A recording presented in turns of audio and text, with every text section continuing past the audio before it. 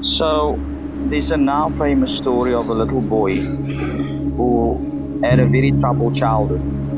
His dad had lost his job. His parents were always fighting. There was never food around. They never knew where their next meal was coming from. And one Thanksgiving, again, they had no idea where their next meal was coming from. And his parents were having a massive fight. And suddenly there's a knock at the front door, and he goes and he answers the door, and while his parents are still fighting in the other room, there's a gentleman standing at the door with bags of groceries, and he's immediately struck with relief and happiness, because not only were they going to have a decent Thanksgiving, but he felt that this might make his dad a lot happier and sort of calm him down, as he was obviously in the next room screaming with his mom. And the gentleman asks to see his dad, and he goes into the house and he calls his dad, and his dad asks who's at the door, and he's like, no, it's someone to see you. And he says, ask him what he wants, and he says, I did, he wants to see you. And his dad goes to the door, sees the guy standing with the bags of groceries, and immediately loses it. Says to the guy, we don't accept charity. Bangs the door in his face. The guy knocks again, opens the door up again, and says it again, screams at the oak, says, we don't accept charity. And as he's about to, he throws the door closed, but the guy puts his foot in the doorway and kind of stops the door from like slamming in his face, and pushes the door open and says to the little boy's dad, don't let your ego get in the way of helping your family. That moment changed that boy's life so profoundly that he grew up, became one of the most famous motivational speakers ever, and he has provided meals for more than 1 billion people on this planet. That little boy was Tony Robbins.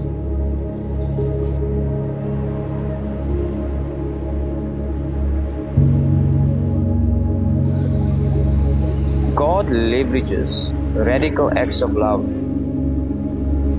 to grease the wheels of the universe as it conspires in our favor. There's a saying that the universe conspires in our favor always, and I believe that these acts of kindness that seemingly come out of nowhere is the very thing that God uses to leverage and to keep that machine moving in our best interests and in the best interests of the world on a whole. Some people might call it a radical act of love. Some people prefer the word random. The thing about the word random, though, is that it might seem random to the objective person, to the person on the outside. If you are observing the universe from the outside or the situation from the outside, then it's easy to see those acts as random. But to the person that it affects directly, to them it might be more radical. And the varying degree of how important or the impact that that act of love has on the individual really depends on where that individual is in his or her life. To someone that has everything by the world's terms, someone that's financially stable, someone that has lots of money and lots of worldly possessions, giving them something worldly or something material, wouldn't be such a big deal. However, to somebody that has nothing, that might be radical. To someone that has all the money in the world and all the resources, something as seemingly worthless in terms of monetary value would be a blood transplant, an organ transplant. There are things in the world that money can't buy. 10 more minutes with your loved ones when you thought you had no time left. These things are all relative, and these things all speak differently to different people. Something like a warm meal to someone living on the street. It might seem random to one individual. It might seem like something small to the person that's providing that meal. But to that human that might be on his last hope, might be on his last wit, that random act of love is radical to them. And it might be that one thing, that one moment, that 1 second that God uses to leverage, to build that person's faith, to keep that person in the game, to keep that person in the fight. And they might end up being the next Tony Robbins, the next person that goes out and uses the experience of that kindness to go out and to serve the world in some big way.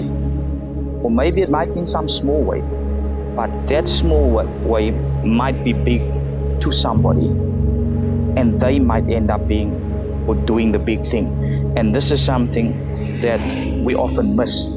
The world and the universe is so complex, and God's design is so unfathomable to us as humans that we will never quite understand what that one move on the chessboard does, what that one act of kindness does to someone's heart, what that one warm meal, that one kind word can do for the health of someone's spirit. And it might keep them in the game, it might help them to keep their faith or to find faith that they possibly may have lost. You never know what that act can do for the next person.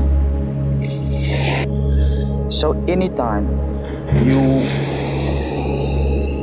feel the need, or you get struck by the urge, or God whispers in your ear, or the universe, or whatever word you would like to use for it, whenever that happens, act upon it. I implore you to act upon it, because you do not understand how massive an impact that can have on another human being, and through that person have a massive impact on the world and the universe. Doesn't matter how small, doesn't matter how big the act is, just act, because you never know.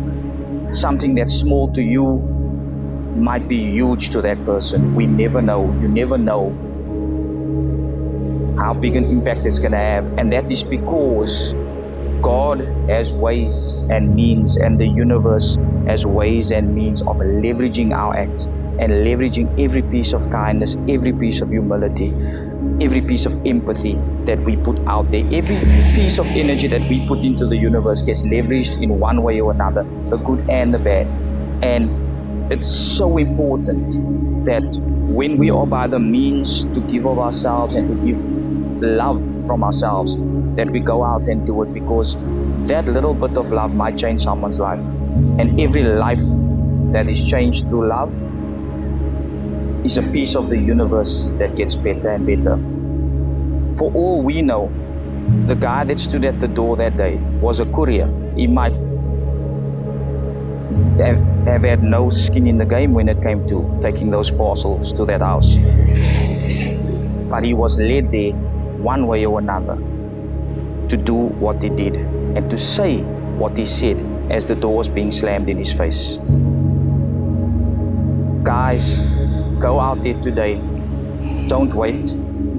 Don't sit on this. Go out there today and do something random for somebody. Something as small as a smile. Greet somebody. Greet a stranger. Tell someone you want them to have a good day. Pray or wish the best for people that have hurt you, people that you think are not deserving of your compassion and love. Give it to them anyway, because the people that are hurtful and the people that are angry and that act in ways that hurt the universe, they need those radical acts of love more than anybody else, because it might change them into the next person that changes the world. I love you guys. Have a fantastic day and keep spreading the love.